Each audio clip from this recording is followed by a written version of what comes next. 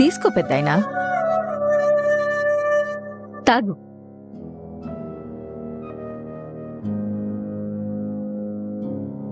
నాకు సూరజ్ గురించి చెప్పు. నువ్వు ఫ్రెండ్ అంటున్నావు, నీకు తెలీదా? మీ దగ్గరే పెరిగాడు కదా, నాకంటే ఎక్కువ మీకే తెలుస్తుంది.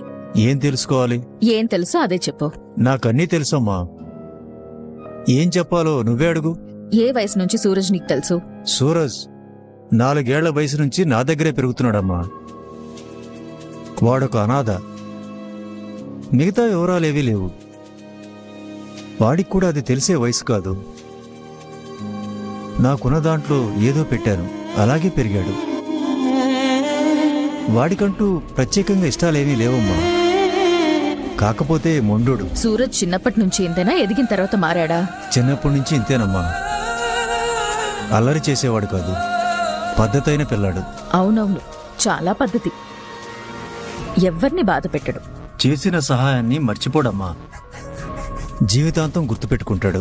ఒక సాయాన్నేంటి, చాలా వాటిని గుర్తుపెట్టుకుంటాడు పెద్దాయనా. ఇంకేం గుర్తుపెట్టుకున్నాడమ్మా? ఏం లేదులే పెద్దాయనా.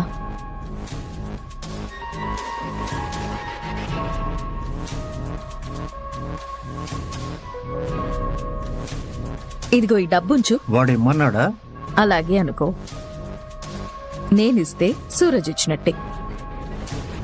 తీసుకో.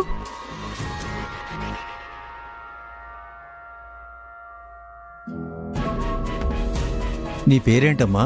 జ్యోత్స్న. నేను చూస్తుంటే స్నేహితురాలు మాత్రమే కాదనిపిస్తుంది. సరే, ఏదైతే ఏముందిరమ్మా, ఏదైనా భగవంతుడేసిన బంధాలే. సరే పెద్దాయనా, నేను వెళ్ళొస్తాను. ఆరోగ్యం జాగ్రత్త. మంచిదమ్మా.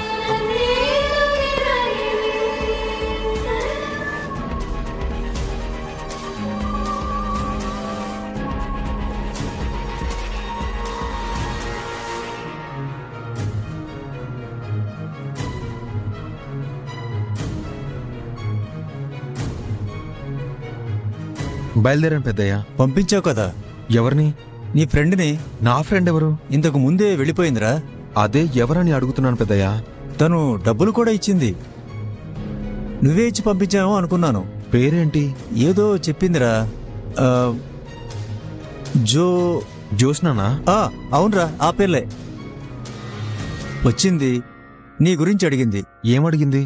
మంచి చెడు ఉంటాయి కదా. మంచి చెడు అంటే? అదేరా, అలవాట్లు పద్ధతులు లాంటి వివరాలు. అంతేనా? ఆ పిల్ల చాలా మంచిదిరా. తెలుసు పెద్దయ్య. నీ ఆరోగ్యం జాగ్రత్త. నేను తర్వాత వచ్చి కలుస్తానులే. సరేరా.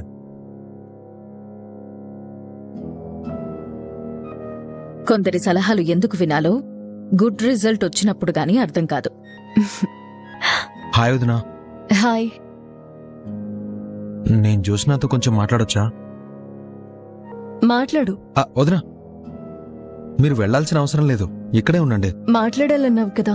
బయట వాళ్ళ దగ్గర సీక్రెట్స్ ఉంటాయి, అయిన వాళ్ళ దగ్గర కాదు. అయినా మీకు తెలియంది నా జీవితంలో ఏమీ లేదు. మీరు ఇక్కడే ఉండండి. చెప్పు, నాతో ఏం మాట్లాడాలి? పెద్దాయన దగ్గరికి నువ్వు ఎందుకు వెళ్ళావు? నా ఇష్టం. నా ఇష్టం అంటే? నా ఇష్టం అంటే నా ఇష్టమే. అయినా కావాల్సిన వాళ్ల విషయాలు తెలుసుకోవడంలో తప్పే ఉంది. ఏం తెలుసుకున్నావు? తెలుసుకోవాలనుకున్నదే తెలుసుకున్నాను. అయినా నువ్వెందుకు వెళ్ళావు? నువ్వెందుకు వెళ్ళలేదు? నేను వెళ్ళలేదని నీకు తెలుసా? నేను వెళ్ళానని నీకు తెలిసింది కదా.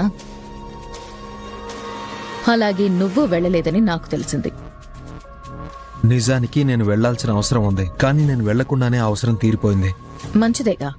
దానంతట అదేం తీరిపోలేదు, నువ్వే తీర్చావు. చాలానే తెలుసుకున్నావే. చేసింది తెలియకుండా పోదు కదా. చేసినందుకు తిడతావా ఏంటి? చేసింది మంచి పని కదా. నువ్వు కూడా ఈ మధ్య మంచి పనుల్ని గుర్తిస్తున్నావా? చేసేవాళ్ళని బట్టి కొన్ని పనులు మంచి పనులుగా మారిపోతాయి. కొన్నైతే ఎవరు చేసినా మంచి పనులు మంచి పనులుగానే ఉంటాయి. అయితే దీన్ని నువ్వెలా తీసుకుంటున్నావు? థ్యాంక్స్. ఏంటి? నేను పెద్ద ఆయనకి చేయాల్సిన సాయం నువ్వెళ్ళి చేసావు కదా, అందుకు థ్యాంక్స్. వినబడ్డం లేదు. Thank you. నేను నీ థ్యాంక్స్ కోసం చేశాననుకున్నావా? మంచి పని చేసే వాళ్ళకి నేను థ్యాంక్స్ చెప్తాను. మాటలతోనేనా? చేతులతో కూడా.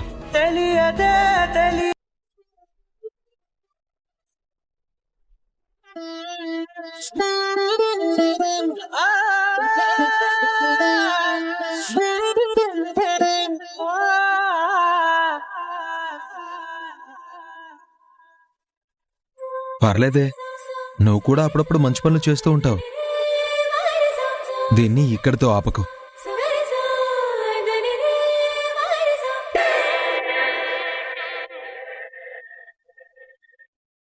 ఏంటి సూరజ్ వెళ్ళిపోతున్నాడు? జోష్నకి హ్యాండ్ ఇచ్చాడు. ఇంతకు ముందే ఇచ్చాడు కదా. ఇది షేక్ హ్యాండ్ బావా. ఇదెందుకో? దీప ఇచ్చిన సలహా. Thank you Deepa. సలహా ఇవ్వడం తేలిక, పాటించడం గొప్ప. నువ్వు పాటించావు, దాని ప్రభావం చూసావు. అవును దీపా, సూరజ్ నన్ను ఫస్ట్ టైం మెచ్చుకున్నాడు. కంగ్రాట్స్ మరదలా. అంతేకాదు బావా, నేను పెద్దాయన్ని కలవడం వల్ల నాకొక మంచి జరిగింది. ఏంటది? రేపు సూరజ్ బర్త్డే. అమ్మా, ఏంటి పెద్దాయన? నీకు ఒక విషయం చెప్పడం మర్చిపోయానమ్మా. ఏంటి? రేపు వాడి పుట్టినరోజమ్మా. అవునా? విన్నావు దీపా? రేపు నీ మరిది బర్త్డే అంట. అంటే జోస్నని సూరజ్ని కలపడానికి మనకి ఛాన్స్ దొరికినట్టే. ఉహుం. ఎలా బావా? ఏముంది, రేపు సూరజ్ బర్త్డే కాబట్టి తనకి చెప్పకుండా బర్త్డే ఏర్పాట్లు చెయ్యి. చేసి అందరి ముందు నీ మనసులో ఉన్న విషయం చెప్పేసేయ్.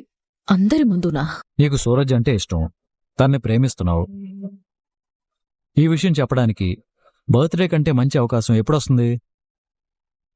అందుకే అందరి ముందు సూరజ్కి నీ మనసులో మాట చెప్పి. కష్టం బావా. ఇప్పుడు నీ లక్ష్యం సూరజ్. నువ్వు చెప్పాలనుకున్న మాటలనే నమ్మకం కలిగేలా బలంగా చెప్పు. నువ్వేం మారావు అని అడిగితే ఆ మార్పు తెలుస్తుంది మాకు. సూరజ్ నీతో పెళ్ళొద్దని నిన్ను తిరస్కరించినప్పుడు నీలో కోపం ఉంది. జోస్నతో మీరు పెట్టిన పెళ్లి ప్రపోజల్ ని నేను రిజెక్ట్ చేస్తున్నాను.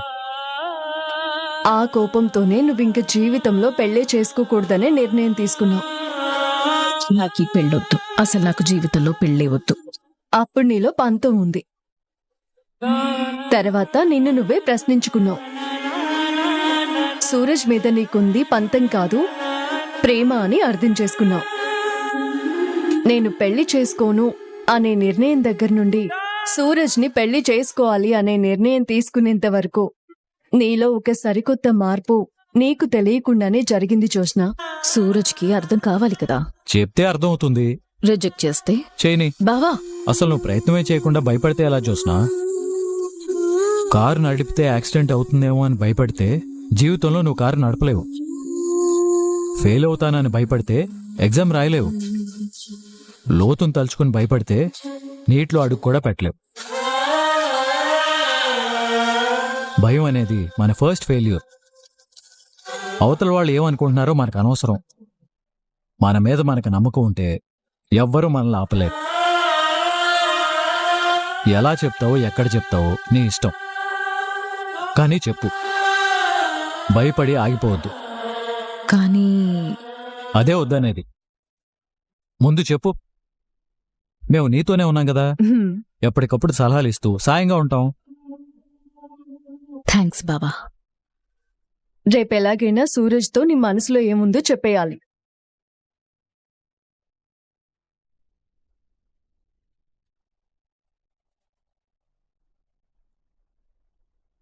నేను రిజెక్ట్ చేస్తున్నాను. నేను రిజెక్ట్ చేస్తున్నాను. నేను రిజెక్ట్ చేస్తున్నాను. నో!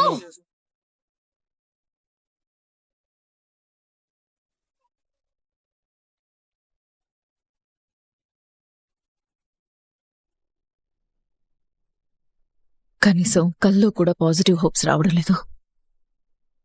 రిజెక్ట్ చేస్తున్నాను.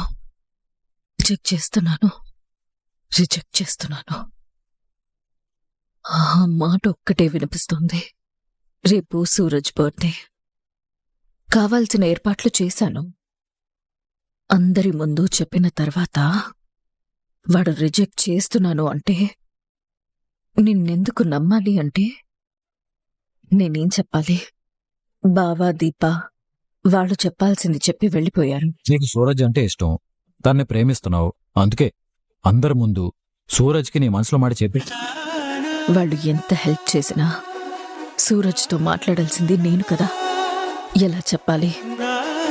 ఏం చెప్తే సూరజ్కి అర్థమవుతుంది? నేను తడబడితే, సరిగ్గా చెప్పలేకపోతే ఒక పని చేద్దాం. పేపర్ తీసుకుని ఏం చెప్పాలో రాసుకుంటాను.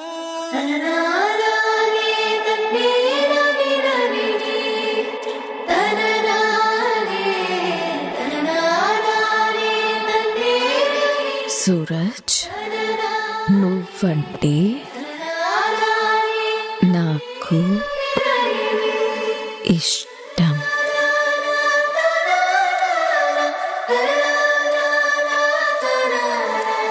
ఈ మాట చెప్పగానే ఇష్టం అంటే ఎలా వివరిస్తావు అని అడిగితే ఇష్టాన్ని ఎలా వివరించాలి? ఒకవేళ ఈ మాట వాడు అడగలేదు అనుకుందాం, నెక్స్ట్ ఏం చెప్పాలి?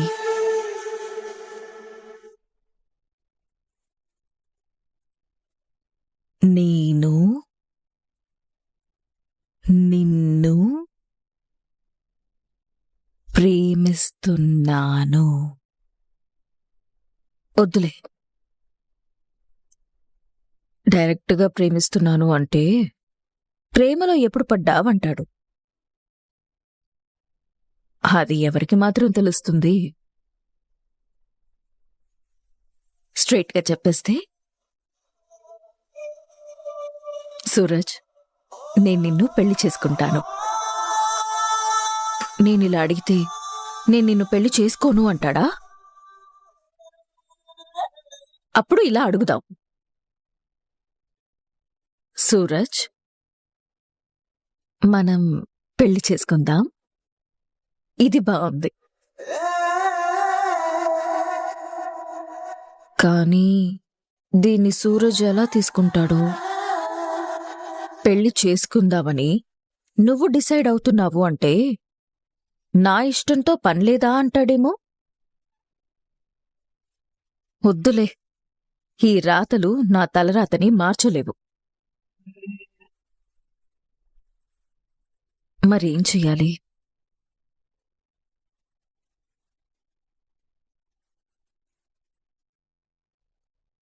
టైం లేదు. రేపే వాడి బర్త్డే, రేపే చెప్పాలి. దేవుడా, నాకొక దారి చూపించవయ్యా. నేను సూరజ్తో నా మనసులో మాట ఎలా చెప్పాలి? నైట్ అంతా ఆలోచిస్తే ఏదో ఒక ఐడియా అదే వస్తుందిలే.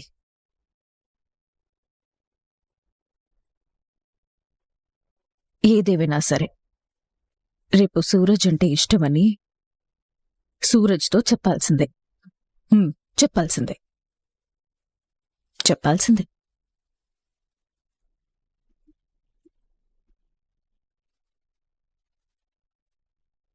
అంతా గుర్తుంది. అయిపోతుంది. ఉంటాను.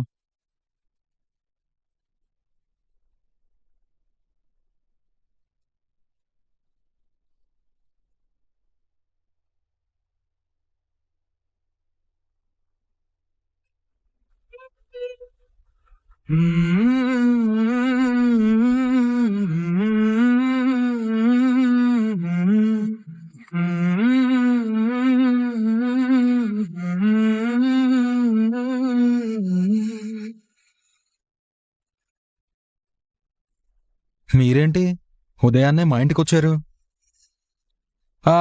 సారీ, మీరేంటి ఉదయాన్నే మీ ఇంటికొచ్చారు? అర్రే, ఇది కూడా బాలేదు. మీరేంటి ఉదయాన్నే నేనుంటున్న మీ ఇంటికొచ్చారు? పిలవడానికి. ఎక్కడికి? మా ఇంటికి. ఎందుకు? మా ఇంట్లో చిన్న పార్టీ ఉంది. ఉంటే నువ్వు రావాలి. నేనెందుకు రావాలి? ఈరోజు నీ బర్త్డేరా. మామూలుగా అయితే నువ్వు కనపడగానే నీకు విష్ చేయాలి, కానీ నీకు పొగరు. పైగా ముందే విష్ చేస్తే నీకోసం సర్ప్రైజ్ ప్లాన్ చేశానని తెలిసిపోతుంది. హలో, అడిగేది నిన్నే. పార్టీ ఉందని చెప్పాను కదా, రావాలి. అదే రమ్మని మా మమ్మీ చెప్పింది. నేను పిలవడానికి వచ్చాను. ఇది కాదు గాని మరో మాట చెప్పు. ఏ మాట? నువ్వింకేదో చెప్పడానికి ఇక్కడికి వచ్చావు, అది వదిలేసి ఇంకేదో మాట్లాడుతున్నావు. నీకు సూరజ్ అంటే ఇష్టం, తన్ని ప్రేమిస్తున్నావు.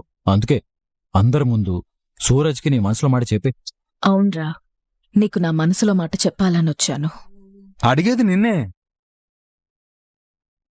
నేనేదో చెప్పాలనుకుంటున్నానని నీకెలా తెలుసు? జనరల్గా నువ్వు అవుట్ హౌస్లోకి ఎలా వస్తావో తెలుసా? మన ఇంటి పై పోర్షన్లో అద్దెకుండేవాడు 4 నెలల నుంచి రెంట్ ఇవ్వకపోతే అద్దె వసూలు చేయడానికి హౌస్ ఓనర్ ఎలా అయితే వస్తుందో సరిగ్గా నువ్వు అలాగే మొహం పెట్టి అదే స్పీడ్లో వస్తావు. కానీ ఈరోజు మాత్రం రెంట్ వసూలు చేయడానికి వచ్చిన ఓనర్లా రాలేదు. మరెలా వచ్చాను? ఏదో గుడికి వెళ్తున్న సాంప్రదాయకమైన తెలుగు ఇంటి ఆడపడుచులా వచ్చావు. పోనీ అలాగే అనుకో. గుడికెందుకు వెళ్తారు? దేవుడికి తమ కోరికలు చెప్పుకోవడానికి. ఈ భక్తురాలు కూడా అందుకే వచ్చిందనుకో.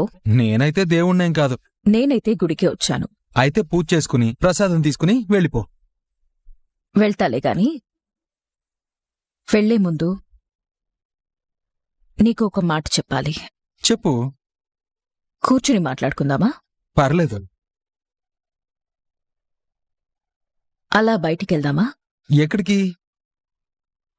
పక్కనే పార్క్ ఉంది కదా. ఏం పర్లేదు, ఇక్కడ చెప్పు. నాకసలే చాలా పనులున్నాయి. సరే చెప్తాను, విను.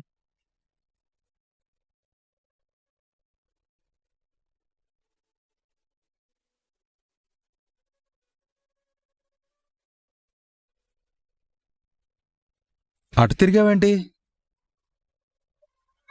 ఎటు తిరిగితే నీకెందుకు? చెప్పేది వినొచ్చు కదా. చెప్పు. నేనిప్పుడు నువ్వంటే నాకిష్టమని వీడితో అంటే వీడేమంటాడో అందరి ముందు చెప్పడం కంటే ఇక్కడ చెప్పడమే బెటర్. చెప్పు జోస్నా. చూడు సూరజ్, మనమేమీ చిన్నపిల్లలం కాదు. అన్నింటికీ పోట్లాడుకోవాల్సిన అవసరం లేదు. నేను నా ఈగోని వదిలేసి, నా భయాన్ని వదిలేసి, నువ్వేమంటావో ఎలా స్పందిస్తావో అన్నది కూడా వదిలేసి నా మనసులో మాట చెప్తున్నాను, విను. నువ్వంటే నాకిష్టం. ఇప్పుడు నా మనసులో నువ్వు మాత్రమే ఉన్నా.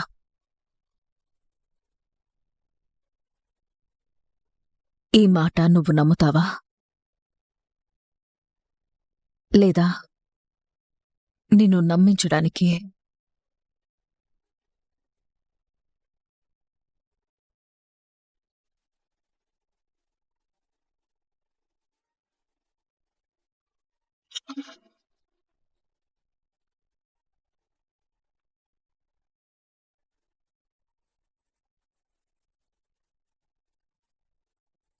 అవన్నీ మీరు చూసుకోండి, మనం తర్వాత కలుద్దాం.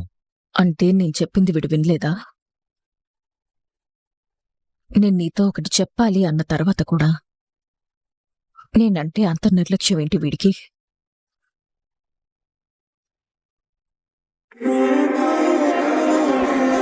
చెప్పు జోస్నా, నువ్వు నాతో ఏదో చెప్పాలన్నావు. చెప్పాలి అన్నప్పుడు వినడానికి నువ్వు ఇక్కడ ఉండాలి కదా. ఇంపార్టెంట్ ఫోన్ కాల్ వస్తే వెళ్ళాను. ఎవరు? అదే నా స్టాల్లో పనిచేసే కుర్రాడు. నీ స్టాల్లో పనిచేసే కుర్రాళ్ళు అంత ఇంపార్టెంటా? అంతే కదా. చెప్పి మాట్లాడొచ్చు కదా. Friends, welcome back to our channel. మీకు కనుక మన వీడియోస్ నచ్చినట్లయితే ప్లీజ్ లైక్ చేయండి, షేర్ చేయండి, కమెంట్ చేయండి, అలాగే సబ్స్క్రైబ్ చేసుకొని మన ఛానల్కి సపోర్ట్ చేయండి. Thank you for watching.